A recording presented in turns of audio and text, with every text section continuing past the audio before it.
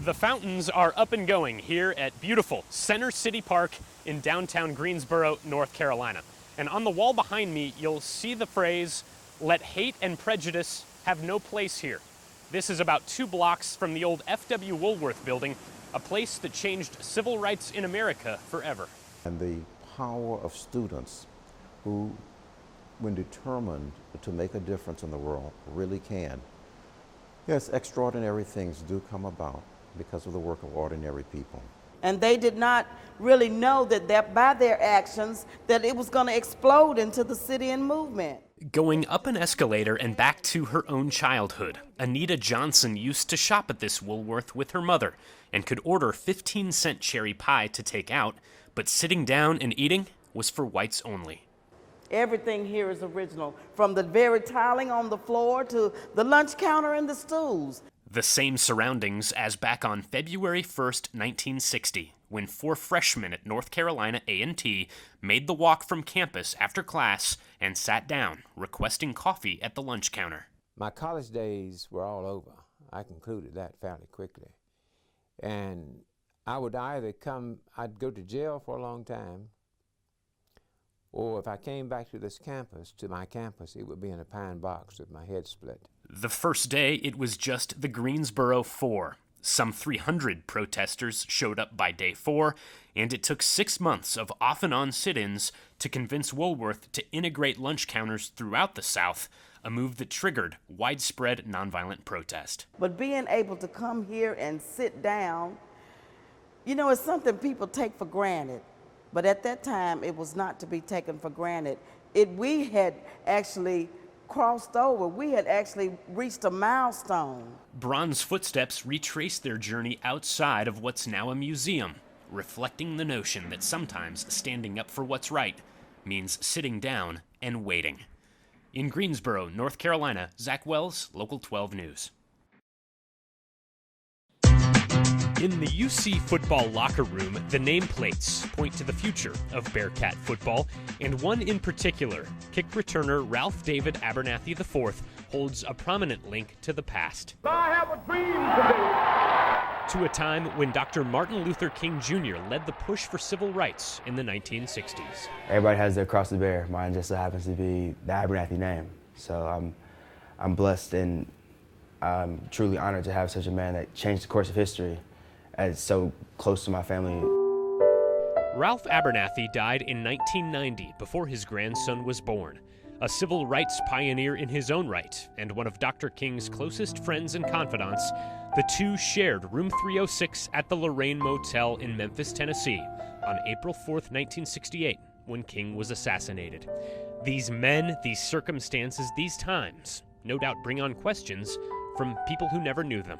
No matter death threats, no matter the family issues, whatever they went through, just what made them continue to say, I'm gonna take a stand for what I believe in. I'm held to a higher standard than the normal 19-year-old because my name is Abernathy.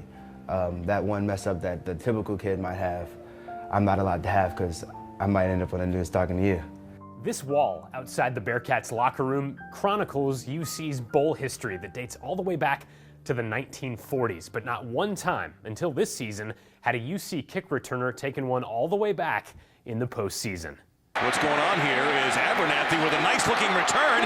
I saw a hole, followed my blocker. And he has a chance to go all the way. Until this year, in where else but Memphis, Tennessee, the grandson, Abernathy IV, took one back 90 yards against Vanderbilt, a history maker for the Bearcats, to put UC in front to stay in a 31-24 victory that brought this home in the carry-on luggage. It was good for him, his family was there, and obviously, being in Memphis, it was very fitting for him and his family to be able to achieve what he did, and it was awesome.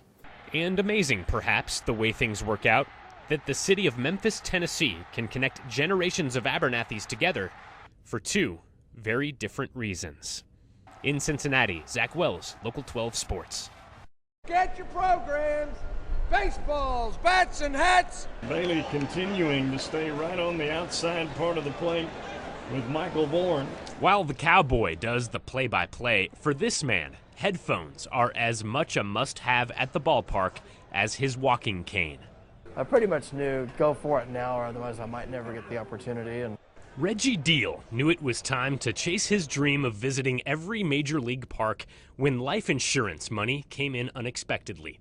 He left his job to go to all 30 stadiums in 30 days by himself and blind, which he's been since birth. The Reds batting right now. having survived the cancer scare, I already knew that, when you've got a chance to do something in front of you and you don't take it, there's no guarantee that you're going to have next year or the next 25 years in front of you, so take your chance while you have it. Great American Ballpark marks his 26th stop. He's almost done. 4 stadiums left after this one. Crazy journey, but loving it. Exactly. Mingling with players like Matt Latos is a highlight. Was out at your old stomping grounds about a little over a week San Diego? ago. Yeah. Oh, geez. Good ballpark. It is a good ballpark. Definitely a good ballpark. But California fans are too laid back, though. They don't make any noise, yeah. They're so laid back. Imagine trying to handle the travel part of it while not being able to see. Deal says he asks for a lot of help from the airlines, the hotels, cab drivers, even total strangers on the subway, not to mention the teams themselves. 1, 2, 3. The Reds community relations director gave Deal a ride from the hotel to the park, where he soaks in everything except the sights. It's the crack of the bat at the right moment of the game. It's the crowd getting very enthusiastic at a point in the game where you know that enthusiasm is genuine. There's no noise sign on the scoreboard telling him to cheer. It's unbelievable. He can't see anything. He can just hear the bat, hear the ball, hear the fans, the noises of the crowd. I guess that's what gets him going. I mean. Glover down the left field line. Does it stay fair? It is a grand slam. On this night, Devin Mesoraco provided the heroics in a journey filled with 30 different chapters. It's been a bucket list item for 15 years or more. An adventure a lot like his life, where Deal learned long ago to trust his instincts. What'd you say? I don't remember. Is your ankle hurt? Huh? Is your ankle hurt? Yours? Mine's fine. How's yours?